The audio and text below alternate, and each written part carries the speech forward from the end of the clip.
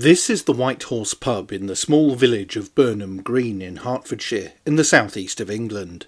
It's a fairly standard pub name, but this one has a dark legend that gave it its equine moniker. The pub itself dates back to the early 19th century, but the legend of a ghostly headless horse haunting the lane next to it is far older and is thought to stretch back to the Viking age. White Horse Lane is close to what was the boundary between the Danelaw, a vast area controlled by Vikings and Norse settlers, and Anglo-Saxon Mercia. One version of the legend is based on this frontline fault line, as rival forces vied for control over what is now England. The grim history of conflict between these closely related Germanic peoples includes the 1002 outrage known as the St. Brice's Day Massacre, which is thought to have begun nearby in what is now Welwyn. The incident occurred after King Ethelred the Unready called for the elimination of all Danes in England. A Danish invasion force under the command of Sweyn Forkbeard set sail the following year, with the aim of wreaking bloody revenge and installing Sweyn on the throne.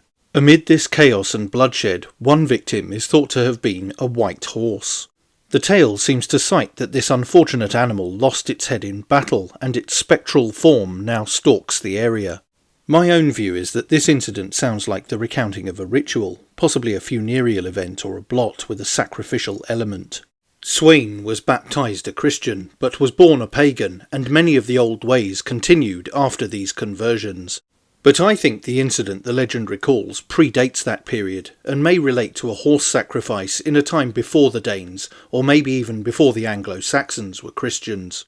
There is another version of the story too, which makes me believe that this tale has changed with the times and paradigms, and its true genesis is lost to us. The alternative explanation dates from the far more recent Civil War period. It was claimed that a royalist supporter called Farmer Pennyfather was decapitated by the parliamentary supporters, or Roundheads, and his head was put on a spike. The Roundheads were said to have tried to take the farmer's favourite horse, but it would not leave his remains.